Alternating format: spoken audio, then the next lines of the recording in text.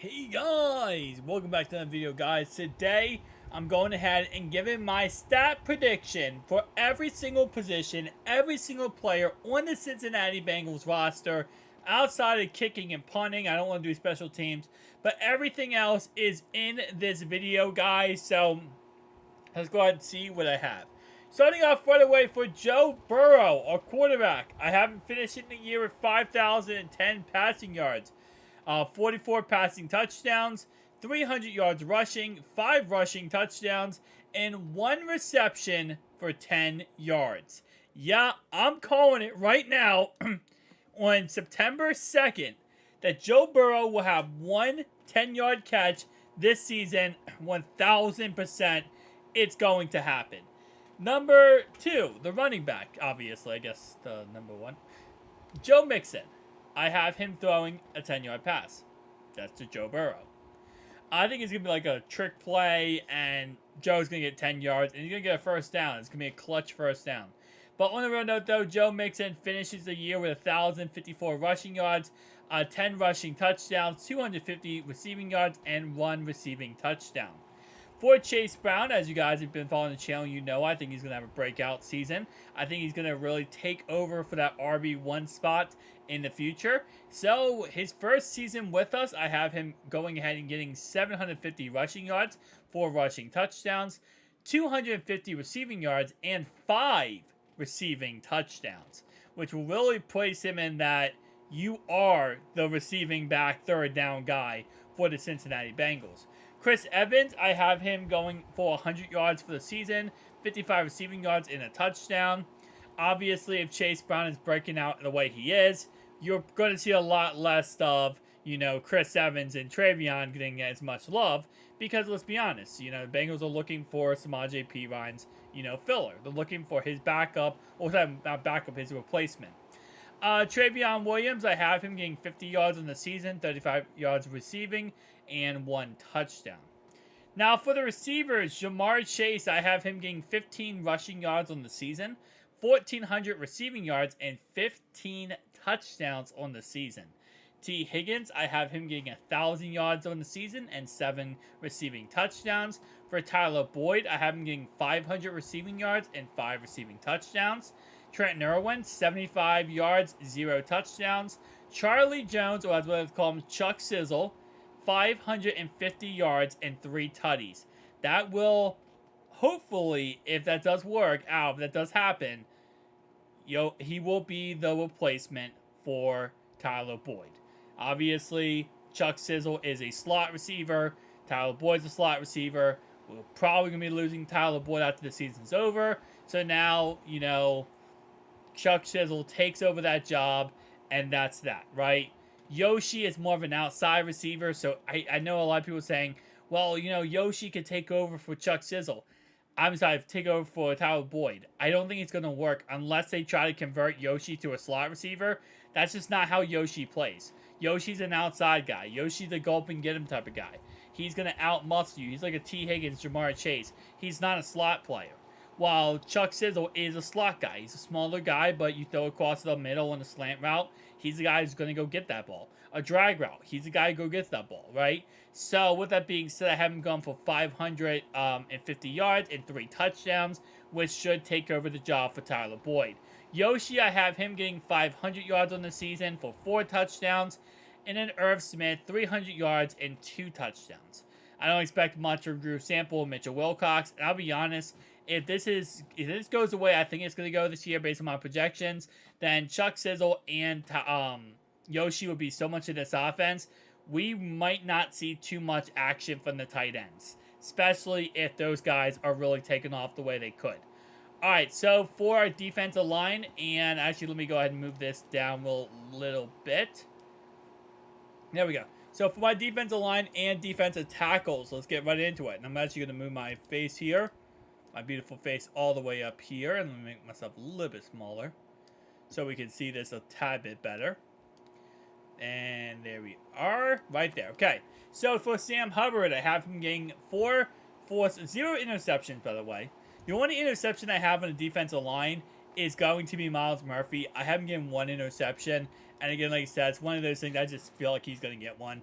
So I have him set for 1 interception. But no one else on the defensive line is going to get an interception. Even though it's like I'm on the fence about it because Trey Hendrickson had that pick in training camp. But he's not going to get in the actual football. I'm not going to be crazy here. Forced fumbles / fumble recoveries, I have Sam Hubbard getting 4. I have him getting 13 sacks, 105 combined / solo tackles, 14 tackles for a loss, and 20 quarterback hits. Trey Hendrickson, I have him getting 0 interceptions, 3 forced fumbles / fumble recoveries, 15 sacks, 65 combined / solo tackles, 8 tackles for a loss, and 32 quarterback hits. Joseph Asai, I have him getting 1 forced fumble / fumble recovery, 4 sacks, 20 combined / solo tackles, and 1 tackle for a loss, and 12 quarterback hits. Cam Sample, I have 1 forced fumble / fumble recovery, 2 sacks, 40 combined tackles, 2 tackles for a loss, and 6 quarterback hits. Miles Murphy, I have 1 interception, 5 tackles, 5 forced fumbles / fumble recoveries, 10 sacks, 55 combo / solo tackles, 7 tackles for a loss, and 17 quarterback hits. DJ Reader, I have him getting 2 forced fumble / fumble recoveries. I have him getting 3 sacks. I'm trying to follow along here. 50 combined / solo tackles. I have him getting 2 tackles for a loss and 6 quarterback hits. BJ Hill, I have him getting 2 forced fumble / fumble recoveries, 4 sacks, 110 combo tackles, 4 tackles for a loss, and 8 quarterback hits. Now, I'll be honest with you, I do have BJ Hill a lot higher up here than, for example, DJ Reader. I have him at 50. I might move that up a tad bit. I think he'll probably actually end the season off with 85-90. I know technically he is a starter and BJ's the backup. I just feel like BJ Hill is really taking off right now. I don't know. DJ Reed is one of the best in the league. I just really have a lot of faith this year that BJ Hill is going to really take over.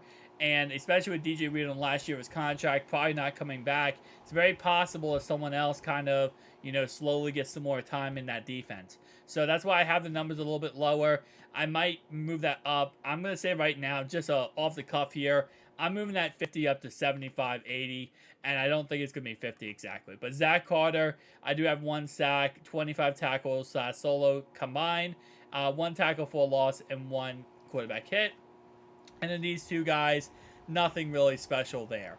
All right, so for the linebacking core, let's go ahead and get right into it. For the linebacking core, I have Jermaine Pratt getting 4 interceptions. He's also going to get 2 forced fumbles, that's fumble recoveries, 1 sack. I have him getting 195 combos, that's solo tackles, 2 tackles for a loss, and then 1 quarterback hit. Logan Wilson, I'm going to have him get 2 interceptions, 1 forced fumble, so that's a fumble recovery, 1 sack, 215 solos, that's combo tackles, 6 tackles for a loss, and then 1 quarterback hit. Keem Davis Gaither, 1 forced fumble, so that's fumble recovery, 55 combined. I'm just going to say tackles overall for that one. 1 tackle for a loss and 1 quarterback hit. And then Marcus Bailey and Joe Bashir, not expecting too much from them. Alright, so for the secondary, before we get into the safeties here. Cheeto, 3 interceptions, 1 forced fumble, so that's fumble recovery, 105 tackles. I expect him to get 2 tackle for a loss and 1 quarterback hit. Cam Taylor-Britt, 2 interceptions, 1 forced fumble, size fumble recovery, 110 tackles, 1 tackle for a loss, and 1 quarterback hit. Mike Hilton, 2 interceptions, 1 sack. Okay, so my bad. I was actually not saying the sacks for those. I apologize for that. So, the other cornerbacks I have 0 anyway, but 1 sack, 110 combined tackles, solo tackles, 6 tackles for a loss, 4 quarterback hits.